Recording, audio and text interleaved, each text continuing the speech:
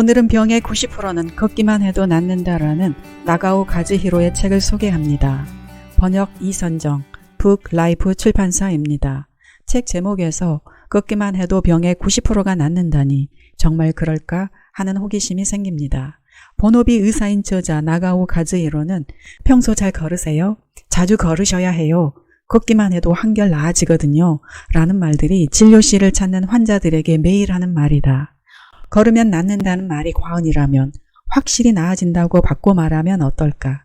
걷기를 생활화하면 더는 의사를 찾지 않게 된다. 이 점만은 확신할 수 있다. 병의 대부분은 걷지 않아서 발생한다. 현대사회에서 우울증, 암, 알레르기, 면역계 질환 등의 다양한 질병이 증가하는 까닭은 우리가 잘 걷지 않기 때문이다. 당뇨병, 고혈압, 고지혈증은 대표적인 생활습관병이다. 당뇨병이라는 진단이 나오면 의사는 우선 식이요법을 권한다. 최근에 밥이나 빵 등의 탄수화물과 단 것을 멀리하는 당질 제한식이 주목받는 추세다. 고혈압은 저염식을, 고지혈증은 콜레스테롤과 칼로리 제한식이 권장된다. 분명 생활습관병이기 때문에 병을 유발하는 생활 방식을 바로 잡아야 하며 식생활 개선 없이는 다음 단계로 나갈 수 없다. 단 식사 이상으로 중요한 것이 바로 걷기다. 살이 빠지면 모든 건강 수치가 정상으로 돌아간다. 벌써 30년도 지난 이야기지만 오사카 대학병원에서 수련의로 일할 무렵 비만증 환자의 주치의를 담당한 적이 있다. 비만 체형이면서 혈압, 혈당, 콜레스테롤 등이 높은 사람은 체중만 조절해도 관련 수치가 눈에 띄게 낮아진다. 체질량지수 30에 혈당치가 높은 사람이 체질량지수 25 이하로 떨어뜨리면 혈당치도 확연히 내려간다. 단지 체중만 조절하면 되는데도 아무런 노력 없이 인슐린 투여만 고집하는 사람도 있다. 혈당 후 식후 몸을 움직여 걷기만 해도 이자에서 인슐린이 자연 분비되어 혈당을 낮춘다. 고혈압 환자 역시 혈압 강화제를 서너 종류나 복용하는 사람이 있는데 약으로 혈압을 낮췄다고 해서 나았다고 볼 수는 없다. 웨스턴 오스트레일리아대 연구진이 성인 67명을 대상으로 연구한 결과 아침에 30분씩 걸으면 혈압이 낮아지는 것으로 나타났다. 걸으면 혈압을 높이는 카테코라민 호르몬이 줄고 혈관 내피세포 기능이 활성화돼 혈관 탄성도가 높아져 혈압이 낮아지는 것이다. 나이 들면 찾아오는 고지혈증도 하루 30분 정도 유산소 운동으로 빠르게 걷거나 수영을 하면 체질이 개선되는 것은 물론이다. 다음은 치매와 걷기와의 관련성이다. 대한민국 평균 수명은 2020년 기준 83.3세이다. OECD에서 우리나라 평균 수명이 일본 다음으로 두 번째로 길다. 하지만 나이가 들면 누구나 염려되는 것이 치매다. 2019년 기준 대한민국 65세 이상 치매 인구는 79만 명에 이르며 어르신 10명 중 1명꼴로 치매를 앓고 있다. 한편 우리나라는 인구의 고령화에 따라 2050년에는 치매 인구가 300만 명이 넘을 것으로 예측되고 있다. 그렇다면 의학적으로 근거 있는 치매 예방법은 무엇일까? 나가오 가즈히로에 의하면 바로 걷기다. 정확하게 말하면 계산하며 걷기다. 계산하며 걷기가 치매 예방에 효과적이라는 근거는 일본에서 밝혀졌다. 아이치현에 위치한 일본 국립장수의료연구센터 연구에서 치매의 원인 물질인 베타 아밀로이드의 축적이 확인돼 치매가 시작되었다고 판정된 경도인지 장애 환자가 1년간 매일 1시간 동안 50에서 3을 빼는 뺄셈을 하며 걸었더니 뇌에 쌓이기 시작했던 베타 아밀로이드가 사라졌다고 한다. 즉 머리를 쓰며 걷기가 비법이다. 누구나 언제 어디서든 간단하게 실천할 수 있는 방법으로 치매를 예방할 수 있으니 하지 않을 이유가 없다. 걸으면 행복을 느끼게 해주는 호르몬인 세로토닌이 증가한다. 세로토닌은 기분을 조절하고 기억력과 학습에도 영향을 미치는 호르몬이다. 팔짱을 끼거나 손을 잡거나 어깨를 맞대고 걸으면 옥시토신이라는 호르몬 분비도 촉진된다. 옥시토신은 출산 시에 자궁을 수축하거나 모유를 나오게 할 때 작용하는 호르몬이다. 사랑 호르몬이라고 불릴 만큼 안도감과 행복감, 신뢰감을 높이는 역할을 한다. 따라서 치매 환자일수록 누군가가 곁을 지키며 자유롭게 걷도록 도와야 한다. 걷기는 변비를 탈출시키는 지름길이다. 위장질환, 역류성 식도염, 기능성 위장장애, 과민성 대장증후군, 어려운 용어를 나열했지만 아주 간단히 말하면 위장과 장의 기능이 약해져 발생하는 질환들이다. 기능성 위장장애란 검사 결과 아무 이상이 없는데도 소화불량, 복통, 더부룩함 등의 증상이 가시지 않는 질환을 가리킨다. 위장과 장의 기능을 조절하는 신체의 기관은 어디일까? 바로 자율신경이다. 익히 알려졌듯 자율신경은 교감신경과 부교감신경으로 나뉜다. 교감신경은 몸을 움직일 때나 긴장하거나 스트레스를 받았을 때, 부교감신경은 신체가 안정되었을 때 작용한다. 이 두 신경의 균형이 깨지면 자율신경이 지배하는 위장과 장의 기능에도 이상이 생긴다. 지금 속이 안 좋으신 건 자율신경 기능이 저하되었기 때문이에요 하고 환자에게 설명하면 그럼 자율신경 기능이 좋아지는 약을 주세요 라는 말이 되돌아오기 일쑤이지만 필요한 처방은 약이 아니라 걷기다. 자율신경 기능을 개선하는데 걷기보다 좋은 방법은 없다. 여러분도 짐작하겠지만 걸으면 배가 고파지고 장 운동이 시작되기 때문이다.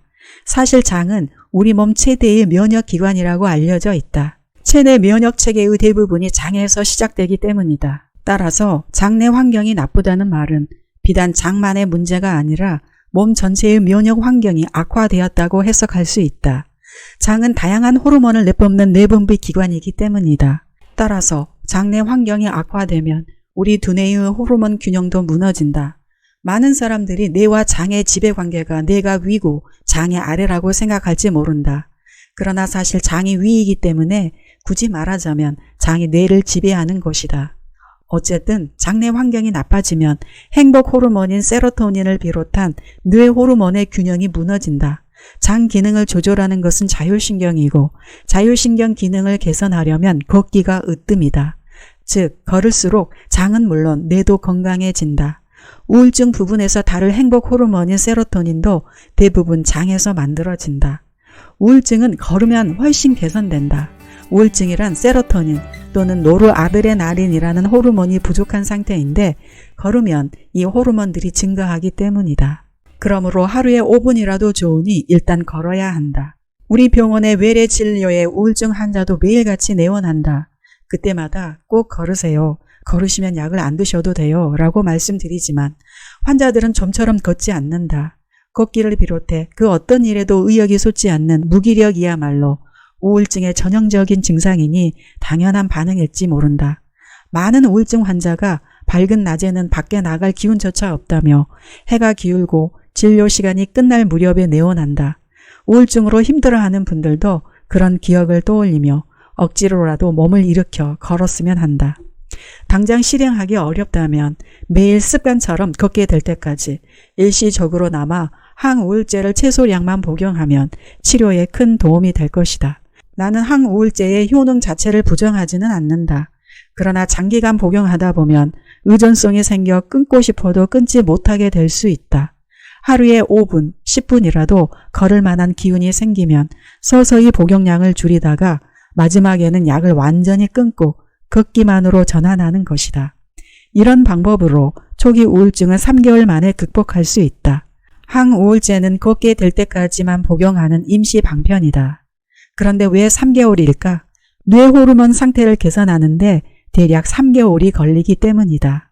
치료 초기에는 약물요법이 필요할 수도 있다. 걸을 기운조차 없을 때 첫걸음 떼기라는 장애물을 넘기 위해 항우울제의 힘을 빌리는 것이다. 그러나 되도록 빨리 약을 끊고 걷기 치료로 전환하는 것이 가장 바람직하다. 우리 병원을 찾은 환자 중에도 걷기로 우울증을 치료한 사례가 적지 않다. 어떤 환자는 우울증으로 정신건강의학과의 통원치료를 받았지만 우리 병원에 내원한 뒤로 힘을 내 매일 걷게 되었고 멋지게 우울증을 극복했다. 그 후로 10년이 지났지만 재발하는 일이 없이 지금도 건강하게 생활하고 있다. 돌이켜보면 그분에게 우울증은 걷기에 눈뜬 계기였다. 부디 다른 환자들도 우울증에 낙심하지 말고 걷는 즐거움과 만나는 기회로 삼기를 바란다. 경제협력개발기구의 회원국인 OECD에 비교하면 대한민국은 평균 수면시간이 가장 짧은 나라입니다. 수면 부족은 당뇨병, 비만, 심장병, 심지어 암의 발병 위험을 높인다고 알려져 있다. 중년이 되어 벌써 주변에 불면증으로 고생하는 사람들이 많다. 불면증을 극복하기 위해 수면제보다 오전에 산책하는 것이 좋다. 올바른 수면 습관을 기르려면 낮 시간에 조금이라도 걸어야 한다. 특히 대부분의 고령자는 낮 시간의 활동량이 적기 때문에 쉽게 잠들지 못하는 사람이 많다. 피곤하지 않으니 잠도 오지 않는 지극히 단순한 이유로 불면증을 겪기도 하는 것이다. 반대로 낮 시간에 하이킹을 하며 반나절 정도 걸으면 누구든지 밤에는 푹 잠들곤 한다. 나도 골프장에 다녀온 날 밤에는 피곤해서 금세 쓰러져 잠이 든다. 따라서 잠이 안 와요 하고 불면증을 호소하는 환자에게는 걸으면 자연스럽게 잠이 올 거예요 라고 답하며 꼭 걸으라고 권한다. 한 가지 덧붙이면 아침 해쬐기도 소홀히 할 수 없다. 아침 해쬐기가 중요한 이유는 두 가지다. 첫째, 체내 시계를 다시 맞추는 효과가 있다. 체내 시계의 한 주기는 24시간보다 조금 더 길다.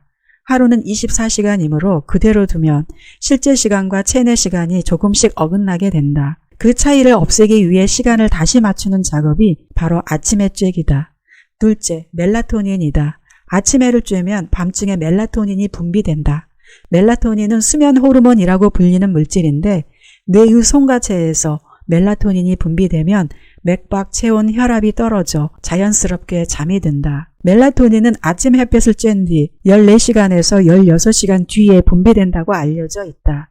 그러니 불면증이 있다면 오전에 걸어보자. 잠에서 깬 뒤 곧바로 걸어도 좋고 가벼운 식사 후에 걸어도 좋다. 햇살을 듬뿍 받으며 걸으면 인체는 아침이 왔다는 사실을 인식한다. 또한 적당한 피로는 밤에 잠이 잘 오도록 돕는다.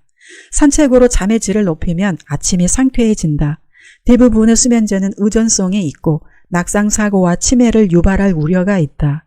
아침에 햇볕을 듬뿍 쬐며 걸으면 체내 시계가 안정되고 수면제를 찾지 않게 된다.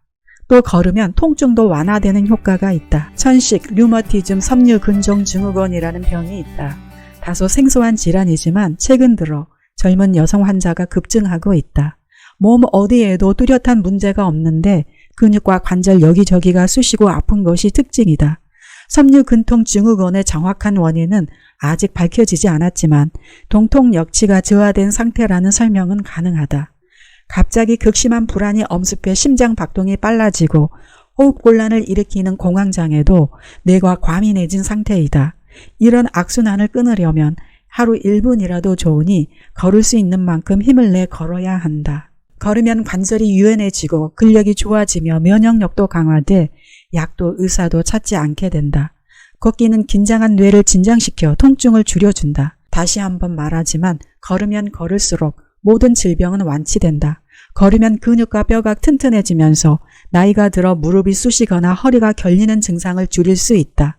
치매도 걷기로 예방할 수 있으며 증상이 발현되더라도 걸으면 호전된다. 암 역시 걷기로 예방하고 치료도 할 수 있다. 기관지 천식 등의 면역계 질환뿐만 아니라 편두통 같은 뇌 과민증 역시 걷기가 특효약이다. 불면증이나 우울증 또한 정신과 치료약을 먹지 않아도 걷기로 다스릴 수 있다. 병의 90%는 걷기만 해도 낫는다라는 말은 지난 20여 년간 외래 환자를 진찰하는 동네 의사로서 경험과 진심이 담겨 있다. 일부 질환을 제외하면 걷기는 병원에서 매일 진료하고 접하는 병의 대부분을 치료하고 예방하는 데 가장 중요한 열쇠다. 지금까지 나가오 가즈히로의 병의 90%는 걷기만 해도 낫는다라는 책을 통해 전해드렸습니다. 이 책 말고도 뉴스나 TV 프로그램에서 걷기를 생활에 실천한 많은 분들이 걷기로 건강해지고 병이 나았음을 수도 없이 전하고 있습니다. 아직 걷기를 생활화하지 못한 구독자분이 계시다면 걷기를 실천해 보시길 권합니다. 보비북이었습니다. 여러분이 걷기로 건강과 행복을 지키시길 응원합니다.